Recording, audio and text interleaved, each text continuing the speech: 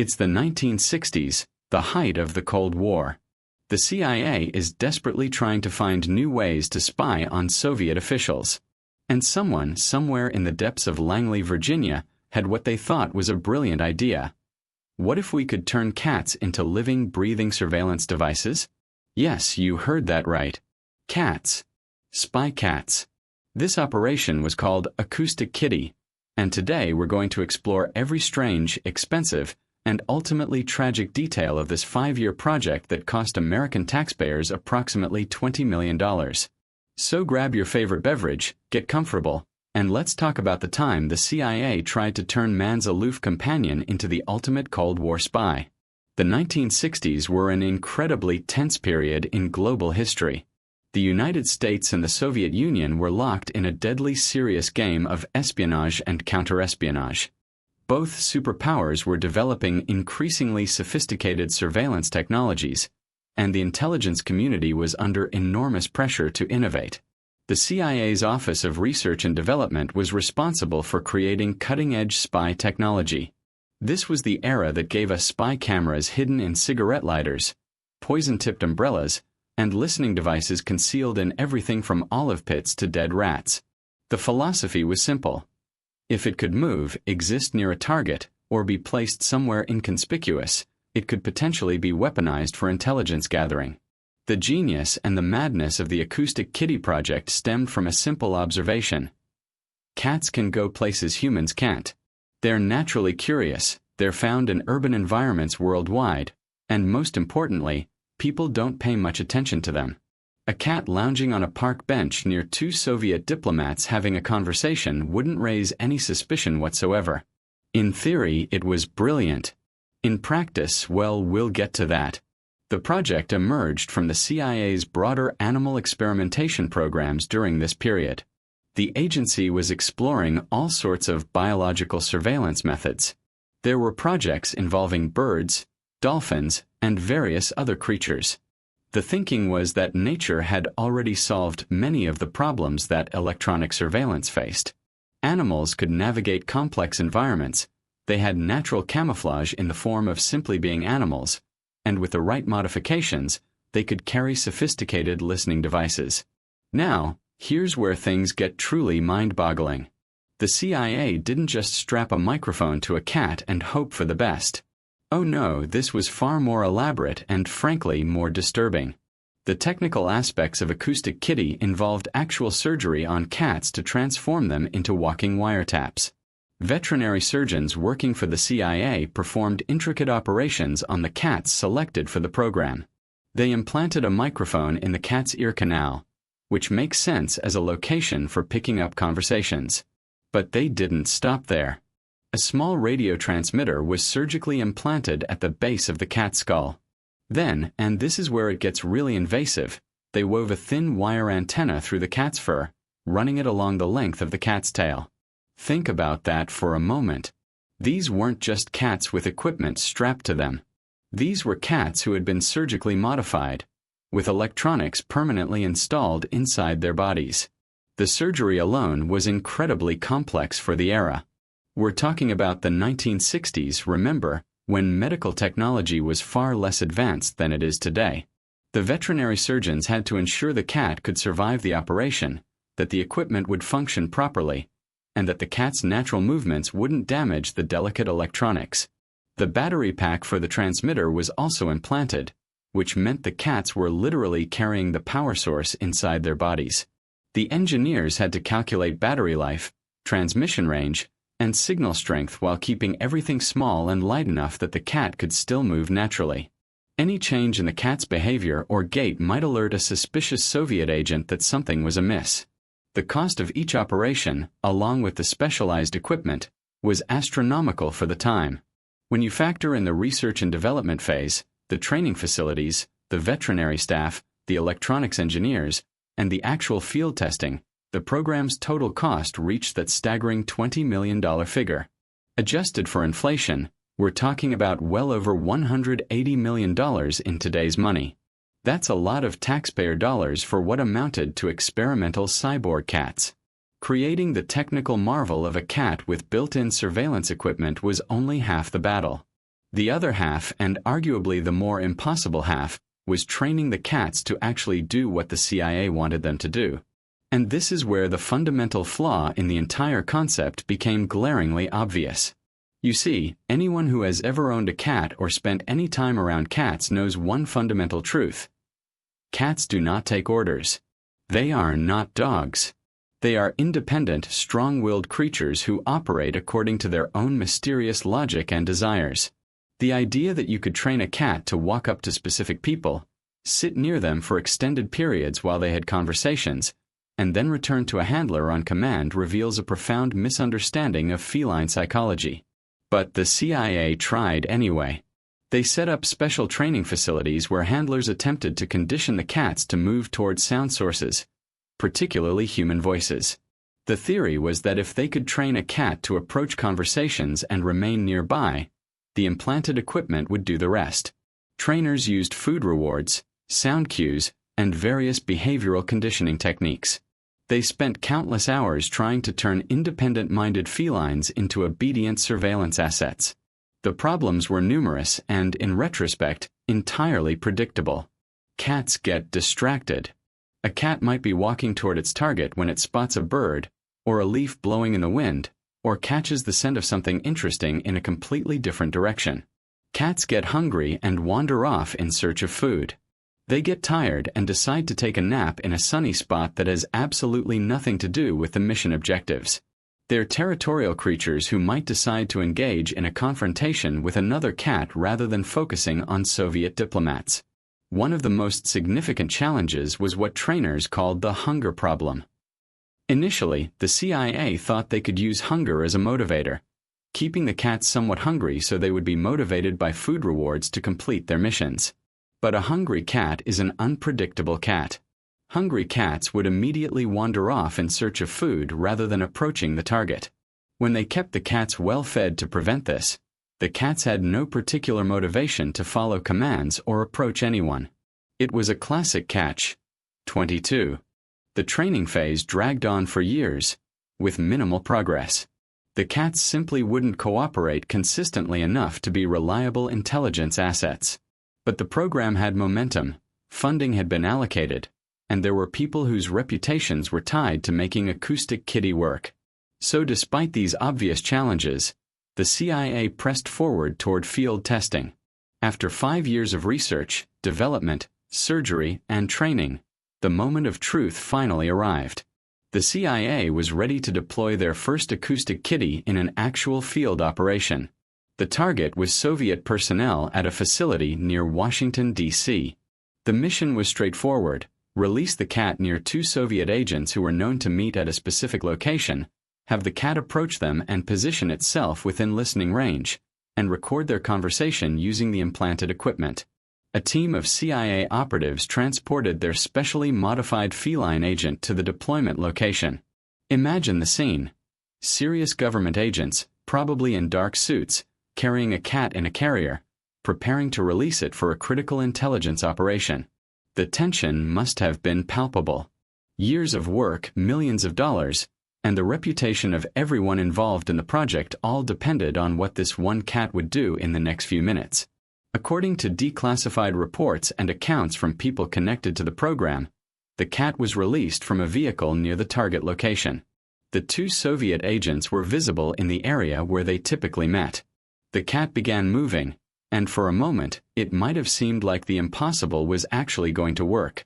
But then reality intervened in the most tragic and definitive way possible. The cat, apparently distracted or simply following its own instincts rather than any training, wandered into the street. Within minutes of the operation beginning, the first Acoustic Kitty was struck and killed by a passing taxicab. 5 years of work. $20 million. Countless hours of research, surgery, and training. All of it ended in a matter of minutes with one tragic traffic accident. The cat never even made it close to the Soviet agents. The mission was a complete failure, and it happened so quickly and definitively that there was no ambiguity about the results. Acoustic Kitty didn't work. The death of the cat in that first field operation effectively ended any hope that Acoustic Kitty could be a viable intelligence gathering method. The CIA's Office of Research and Development had to face the reality that the project, no matter how innovative it seemed on paper, was fundamentally flawed in practice. In 1967, the CIA officially terminated the Acoustic Kitty program. Internal documents from the project's closure offer fascinating insights into how the intelligence community tried to frame this expensive failure. One CIA memo attempted to put a positive spin on the disaster, claiming that the agency had convinced itself that the idea of training cats to move in a pre-assigned direction was feasible. However, the memo also acknowledged that other variables, like the cat's hunger and environmental distractions, made the project impractical. But here's the thing. Anyone with basic knowledge of cat behavior could have told them this from the beginning. The fundamental assumption that cats could be trained like dogs or other more obedient animals was flawed from the start. The project reveals something fascinating about how even highly intelligent people in powerful organizations can become so committed to an idea that they lose sight of obvious practical limitations. The veterinary surgeons, the electronics engineers, and the training staff all did technically impressive work. The surgery was complex and represented real innovation in miniaturization and biological integration of electronics. But none of that mattered because the basic premise was wrong. You cannot reliably control where a cat goes or what a cat does, regardless of how sophisticated your technology is. The closure memo concluded that the work performed on the cat had been remarkable, which is certainly one way to describe it. The agency decided to cut its losses rather than continue pouring money into a program that had demonstrated its fundamental impracticality in the most definitive way possible. The story of Acoustic Kitty remained classified for decades. The American public had no idea that their tax dollars had been spent on surgically modified spy cats until the CIA began declassifying documents related to Cold War-era programs.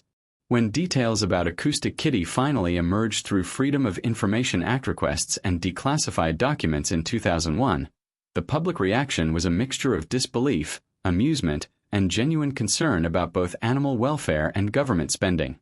Journalists and historians had a field day with the story. Here was a genuine government program that sounded like something from a comedy sketch or a rejected James Bond gadget. The image of serious CIA operatives working on training cats to spy on Soviets was inherently absurd. Late-night talk show hosts joked about it. It became a symbol of government waste and the kind of bizarre thinking that can emerge in secretive intelligence agencies operating without public oversight. But beyond the humor, there were serious questions raised. Animal rights advocates were horrified by the invasive surgeries performed on cats for an intelligence program.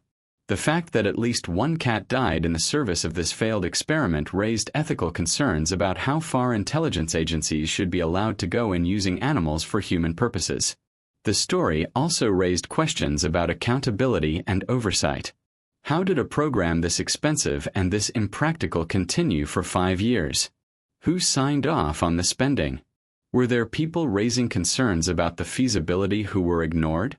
These questions resonated beyond just Acoustic Kitty and spoke to larger issues about how intelligence agencies operate and how taxpayer money is spent on classified programs that face minimal scrutiny.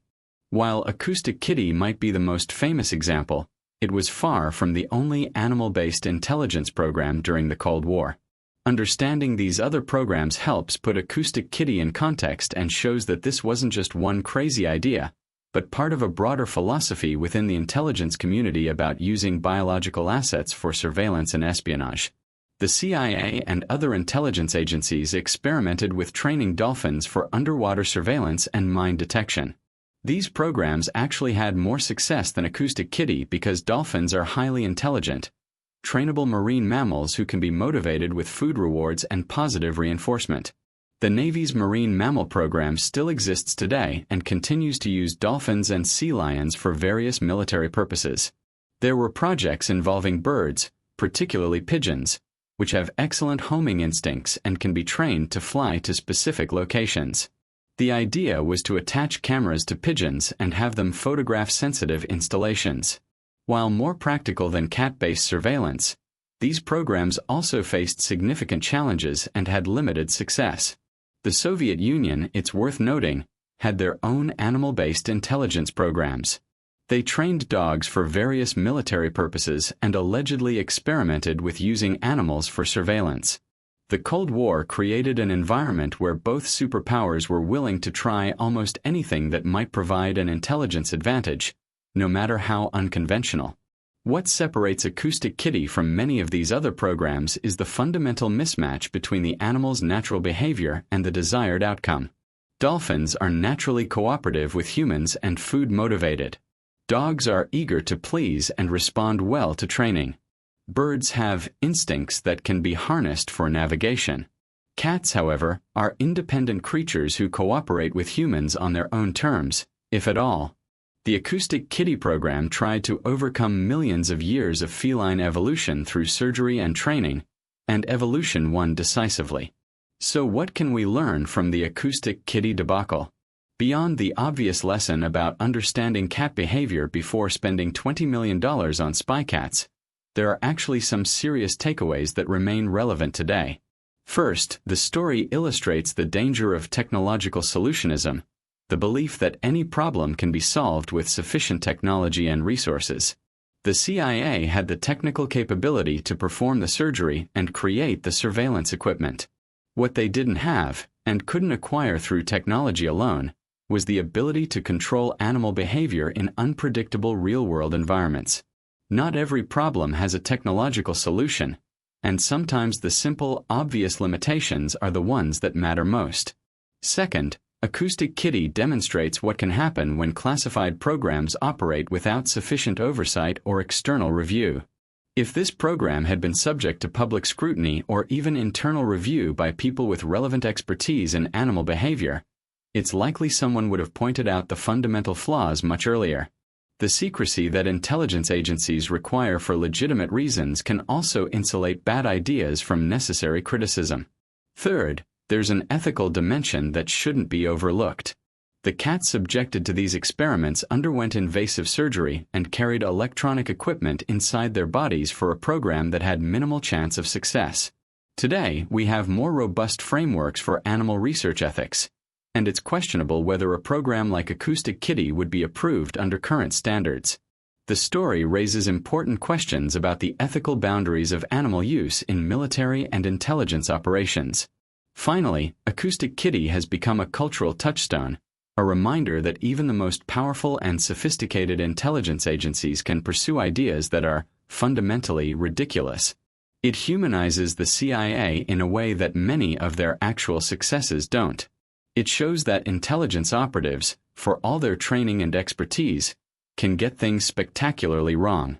There's something almost endearing about the image of serious spies earnestly trying to train cats, even as it's a cautionary tale about waste and poor planning.